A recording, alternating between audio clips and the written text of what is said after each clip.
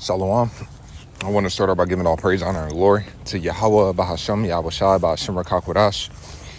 Yahweh is the true, holy, and powerful name of the Heavenly Father. Bahasham, meaning of the name. Yahweh Shai is the true, holy, and powerful name of His only begotten Son, who is the Savior of the nation of Israel. Starting off with the elect within the nation of Israel. And Israel consists of you so-called Negroes, Hispanics, and Native Americans, as well as you Israelite foreigners scattered abroad that may look like the nations where you've been scattered to, but are Israelites. And I also want to give double honors to the elders and apostles of Great Millstone who rule well. Peace and salutations to the hopeful elect pushing out this word in all sincerity and in truth. All right, this is Brother Call from the GMS branch out in Des Moines, Iowa, coming back at you with another morning Hagayawan inspired by the Holy Spirit, Hagayawan. And I actually tried doing this lesson a couple of times on Friday morning. I prayed into the Lord, and what I'm gonna speak on is a testimony, through the Spirit. And it's I told a couple brothers about this whole situation, but I never spoke about it openly. And I was just pressing on my spirit as of recently, but I tried doing it a couple times and it just wasn't coming out right. And I prayed to the Lord. I was like, Lord, I know you got this in my spirit to speak on, and and so on and so forth. And I just pray that if it is, if you are putting this on my spirit for me to speak on this openly, that it just be edifying. But it just wasn't coming out right, so but I realized why afterwards, because the very next day, all right, my woman, she told me about a testimony, that adds to the whole point of the story, and now, I'm gonna just speak on it. All right, so let's grab this in the book of Colossians, the 3rd chapter, to start off. It's going to be a little bit unorthodox. I'm going to just really be speaking on this testimony, so I won't bring in too many precepts. I may quote a couple, but I just pray it's edifying, man. But Colossians 3:25, but he that doeth wrong shall receive for the wrong which he hath done, and there is no respect of persons. All right, so that's man and woman. All right, you do wrong. All right, the Lord is going to judge. Okay, that's just what it is. All right, and the Lord has mercy upon who he has mercy. All right, he'll have compassion upon whom he has compassion. And there's individuals that we ourselves may want to have compassion on, all right, or that we show compassion to, all right, and the Lord is still going to judge them, all right. The Lord is still going to punish them, so it's all in the hands of the Lord, all right. So I'm gonna speak about an account of a woman that I used to deal with, all right. So I had a wife, or I have a wife, that came in. I came into the faith with. I've had other women that I've dealt with, but this other woman, she said, I met her, I'm not the type to go and tell every, woman I meet what I'm into and everything like that and so on and so forth. But, the Spirit kind of was just on me. It just kind of came out, to where I started talking to this woman and, started talking about, the truth and everything like that. And she, quote unquote, says she believed, right? So fast forward. The chick, I told her, if you really believe this is what it is, she knew about my other chick, it wasn't a big deal. And, off the bam, long story short, Shorty ended up committing adultery, and the Lord judged her. All right. The Lord judged her. And what the Lord did was he gave her cancer. All right. And then not only did he give her cancer, she found out that she got cancer the week of the Passover. All right. And shortly after that, after the week of the Passover, when she found out she had cancer, then because of that cancer, she found out that she had to get her breast chopped off. All right. And I even told her, I was like, yeah, them same breasts you let somebody else squeeze is the same ones the Lord had get chopped off. You getting judged. All right. Told her straight up. And at this point, I was still in communication with her because me and my simplicity, all right, a mistake of a young man, and I'm still a young man, so I'll still make mistakes, obviously, but I had cut her off when I found out the Spirit revealed to me, that she had committed adultery, and then she ended up confessing to it, and I was like, oh, yep, and I cut her off. But after I cut her off, probably had to be like a year later, and she had been blowing up my phone, texting me like each and every day, sending me videos, I'm sorry, and woo off the bam, doing all that, So part of me is like, damn, man, I don't know too many women that'll sit there and blow your phone up and, to that degree every day for over a year. I'm like, shit. So I'm like, man, maybe she, really believe, and maybe the Lord, may have mercy on her. But, so I was kind of betwixt about the whole situation. about how to move forward. Like, damn, should I show mercy or not, or whatever the case it may be. So, but me and my simplicity, she had been blowing me up. It was probably about a year. No, I don't know. I might be off on my timing, but a year after I had cut her off from that, before, she found out that she had cancer, because she found out she had cancer probably about a year later, so it was around this time when I got back dealing with her. I got hot one night and ended up cracking her. I got hot one night and she had been blowing me up. She caught me at the right time, and then shit, nigga got hot, went down, it did what it did, so then after that I'm like, well, fuck, I done dipped into this, and she believes, so it's like, fuck, I kind of got to deal. And that was my reasoning at that time. With the whole situation. So, I'll start back communicating with her. And then that was a little bit before the Passover, not last year, not this past one, but the year before that. So ended up talking to her, and then that's when she was telling me about the cancer and woo off the bam. And then I was honestly, looking back, and the Spirit showed me that, like, I was coddling her through her judgment, and she needed to just sit in that fire. The scripture says in the book of Sirach, a horse not broken becometh headstrong. The Lord was breaking her, all right, and it was like I was trying to put band-aids on her. It was like, nah, sit your ass in that fire, so hey, as the big bro capo say, that shit is soft. So shit, in that situation, like, looking back, I was being soft. She was supposed to deal with that, but the Lord put the Spirit on me, shortly after, she had to get her breast amputated and everything like that. The Spirit, the Spirit was on me like, nah, something not right. Like, don't talk to her and everything like that. Let her sit in that fire, deal with that judgment. Don't talk to her, right? So after that, she had to deal with that shit. And she had to deal with almost planning her own funeral. You know what I'm saying? Like, she was catching pure hell. The Lord's hand was upon her, right? So that happened. Now, even after all of that, I was considering having mercy, right? So probably about a month and a half ago, I had prayed to the Lord. It was a lot of videos I was going out, on Isaiah 4:1. I had prayed to the Lord that I accept who he wants me to accept and reject who he wants me to reject. I had prayed that to the Lord, and then even she was on my mind. Now, I hadn't been talking to her, right? So long story short, the Spirit was on me to go and see her, like, get her feel of her spirit, go and see her. It was kind of pressing on me. I asked for counsel and everything like that. It was pressing on me. I ended up making the decision to go see her. And on the way there, the Spirit told me, ask for her phone. And that was going to be the determining factor on if I was going to have mercy on her or not. So I went over there, asked her, what have you learned since, we haven't been talking, why she want to be with me? I'm just kind of getting the feel for her spirit. So then the Spirit tells me to ask for her phone. And then when I asked for her face, like, her countenance changed. And I was like, oh, yes, it's a wrap. It's a wrap. So her countenance changed. And then I was like, did you hear me? I said, let me see your phone. And then she was like, well, no, I got messages from my family. And I'm like, all right, well, if you don't let me see your phone, bullshit. Women just be saying bullshit, lying. So I was like, well, if you don't let me see your phone, I'm going to walk out this door, and that's going to be a wrap. And she didn't. So I walked out the door, and it was a wrap. And the Lord brought more judgment upon her.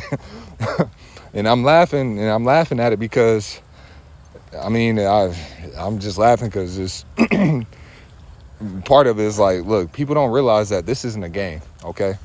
This isn't Christianity. This isn't Jesus. Like, the Lord will fuck you up, all right? And for you to get fucked up the way that she did and still be tripping, it's like, the Lord, you're just gonna get judged, So anyways, now the reason I said at the beginning of this lesson, it was the Spirit that I didn't get that lesson out on Friday speaking about this, is because the very next morning, Saturday, my woman, she had got a call from her because they would be in communication from time to time, and talking, and, she'll be kind of encouraging her or whatever. I'm like, I ain't talking to her, but it was all the Spirit that she still was in communication just for me to even speak on this, because I ended up blocking the bitch after I had seen her. I was like, yep, that was a wrap. That was the Spirit telling me. I prayed to the Lord to reject who I needed to reject.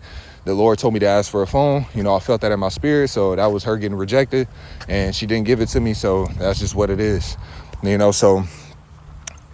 So my woman says that, yeah, she had heard from so-and-so, and, she was shook. Like, she came into the room, and when she got up, she was like, hey, I talked to so-and-so, and I saw it in her countenance. Like, she was shook.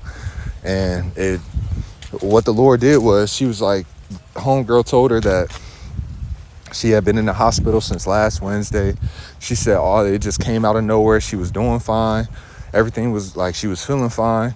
Then all of a sudden, her feet started turning blue. Her face started to swell up. Her eyes started turning yellow. She started feeling bad, all types of pain. She had to call her father to take her to the hospital, and they went to the hospital, said her blood pressure was high. We're saying this and that and the third. And then she was like, and my woman, she was saying, she was hearing it, and she was like scared.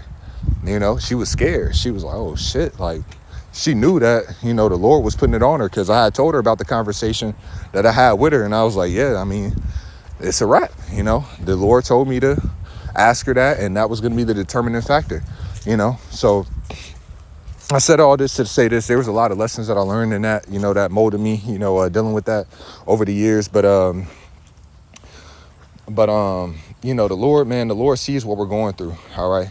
And once again, just like this Colossians says, man, I'll read it one more time. Colossians 3:25. But he that doeth wrong shall receive for the wrong which he hath done, and there is no respect of persons. Let me go ahead and grab this in the book of Micah. All right.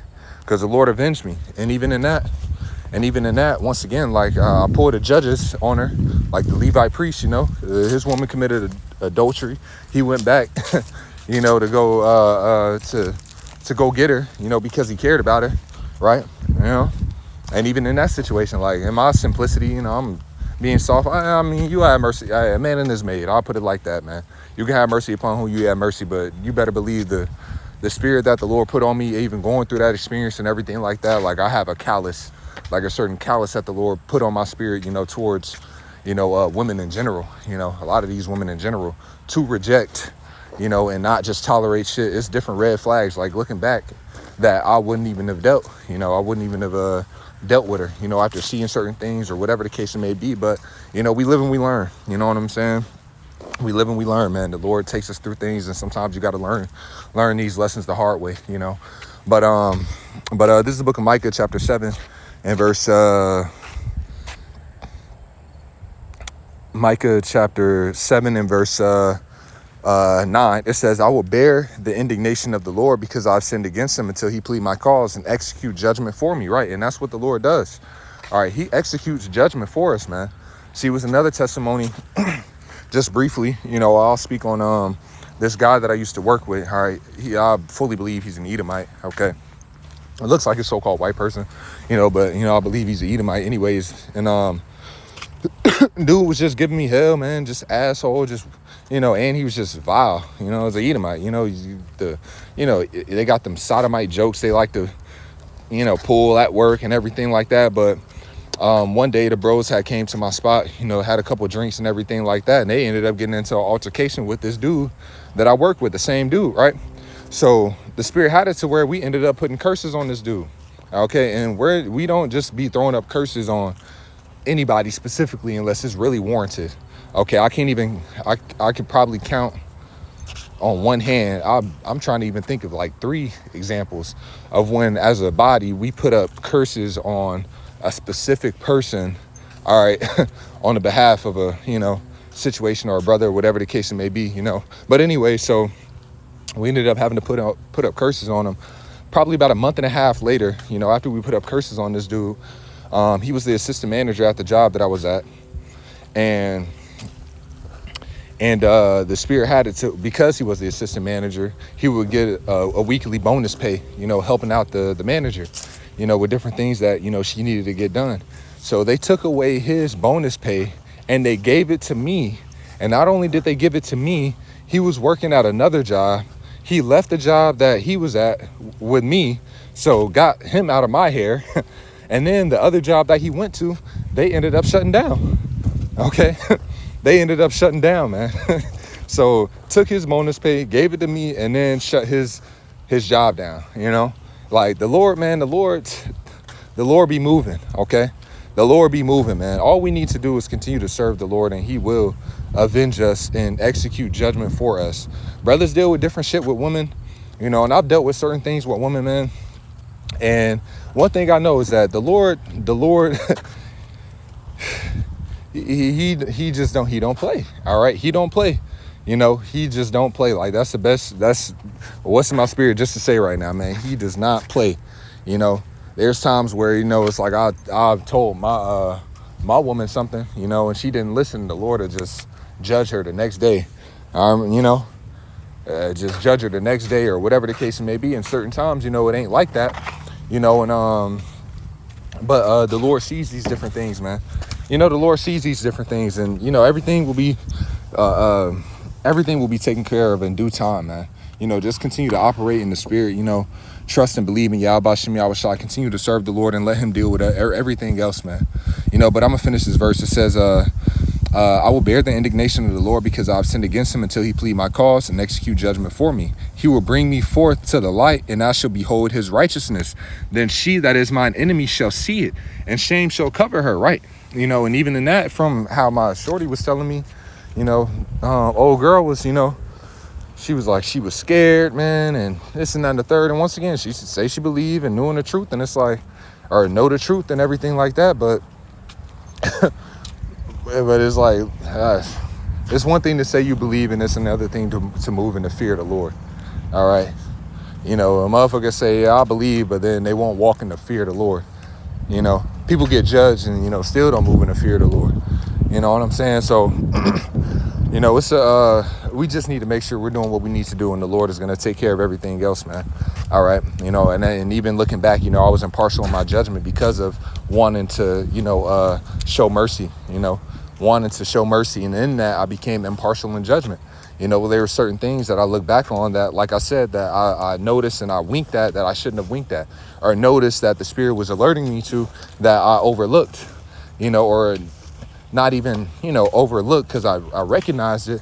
But I'm like, I was just being too soft, just to be plain. I was being too soft, the Spirit was been telling me like, yeah, nah, she, let that bitch, let that bitch, deal with what she need to deal with, or let her go. You know what I'm saying? But it says, then she that is mine enemy shall see it, and the shame shall cover her, which said unto me, where is the Lord thy power? Mine eyes shall behold her, and now shall she be trodden down as the mire of the streets, right? And these different people, man, they're going to see, and they're going to behold, the reward of the righteous, the reward of the godly, those that serve the Lord, and they're going to be in great regret, all right? Great regret for how they've treated, his servants. They're going to be in great regret of, denying this mercy, forsaking their own mercy that was extended to them through these words, these instructions, because the instructions that were given, man, it's the avenue to receive salvation. It's the avenue to receive mercy, like the instructions that I was given, her in this example, the instructions that I was giving her, and, things that I told her, if she would have literally taken heed to it, really moved in that fear, then she wouldn't have been in the position that she's in, but she didn't, she didn't. All right. She didn't move in the fear of the Lord. And now the Lord is terrorizing her. All right.